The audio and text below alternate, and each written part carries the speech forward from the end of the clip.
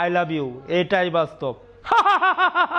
আলোচনায় উঠে এসেছেন কন্টেন্ট ক্রিয়েটর রিপন মিয়া। মঙ্গলবার একটি বেসরকারি টেলিভিশনের প্রচারিত প্রতিবেদনে তার বিরুদ্ধে একাধিক অভিযোগ তোলা হয়। প্রতিবেদনটিতে বলা হয়, রিপন মিয়া নাকি তার মা বাবার খোঁজ খবর রাখেন না এবং স্ত্রী ও সন্তানদের সম্পর্ক অস্বীকার করেন।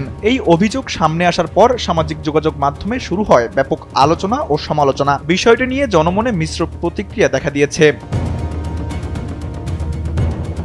বুধবার ঢাকায় হাজির হন রিপন মিয়া। সঙ্গে ছিলেন তার মা, স্ত্রী ও 2 সন্তান। গণমাধ্যমকে সেদিনের পুরো ঘটনার বর্ণনা দিতে গিয়ে কখনো মুচকি হেসেছেন, আবার কখনো পরিবারের সদস্যদের জড়িয়ে আবেগে কেঁদেছেন। এ বিষয়ে রিপন মিয়া বলেন, কি থেকে কি হয়ে গেল কিছুই বুঝতেছি না ভাই। ঘুম থেকে উঠে চা খেতে গেছিলাম, হঠাৎ কয়েকজন সাংবাদিক এসে ক্যামেরা ধরলো, মজা করতে বলল। আমি ছন্দ বলে মজা করছিলাম, কিন্তু এক পর্যায়ে ওরা আমার পরিবার নিয়ে নানা উল্টাপাল্টা প্রশ্ন করতে থাকে। আগে জানায়নি তারা আমার বাড়ি গিয়েছিল, পরে টিভিতে দেখি কথাগুলো কেটে কেটে দেখানো হয়েছে। আমি তো সব বলছিলাম, কিন্তু ভিডিওতে সবটা রাখেনি।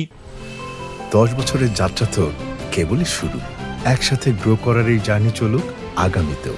পাঠাও 10 years of growing with you। Ripon মিয়া স্ত্রী ও সন্তানদের সম্পর্ক অস্বীকার করেছেন। বিষয়টি নিয়ে তিনি বলেন, 1.5 বছর আগে ভাই সাহেবের ভিডিওতে আমি বিয়ে ও বউ নিয়ে কথা বলেছিলাম, কিন্তু ওই সাংবাদিকরা যখন বারবার একই প্রশ্ন করে যাচ্ছিলেন, তখন আমি তেরামি করে বলছিলাম আমি বিয়ে করিনি। কে জানতো এটা এমন ঝড় তুলবে। মা বাবাকে না দেখার অভিযোগের বিষয়ে রিপনের দাবি, তিনি নিজেই তাদের জন্য আধা পাকা ঘর বানাচ্ছেন। রিপন বলেন, 3টা রুম করেছি, একটিতে আমি বউ বাচ্চা নিয়ে থাকবো, আরেকটিতে আব্বু আম্মু থাকবেন। আমি কিভাবে দেখি না ওনাদের, কোন মাসে টাকা দেয়নি, এটা জিজ্ঞেস করলে ভালো হতো। পেশায় কাঠমিস্ত্রি রিপন জানালেন, ভিডিও বানানো তার নেশা, পেশা নয়। তিনি আরো বলেন, ভাই আমি কাঠমিস্ত্রি মানুষ, আল্লাহর রহমতে সব পারি। কন্টেন্ট না বানালেও আমার সংসার চলবে, প্রয়োজনে আর ভিডিও বানাবো না। এদিকে রিপনের মা ফাতেমা বেগমও জানালেন, প্রতিবেশীদের প্ররোচনাতেই ভুল বোঝাবুঝির সূত্রপাত। তার ভাষায়, অনেকে বলে তোমার ছেলে লাখ লাখ টাকা কামায়, তোমাদের কি দিয়েছে? আমি ভেবেছিলাম সাংবাদিকরা এসেছে আমাদের সাহায্য করতে, তবে বুঝিনি তারা উল্টো আমাদের বিপদে ফেলবে। লোভে পড়ে আমার ছেলেকে কষ্ট দিয়েছি। তিনি জানান, রিপন একা নন, তার অন্য ছেলেরাও মা বাবার খোঁজ খবর রাখেন।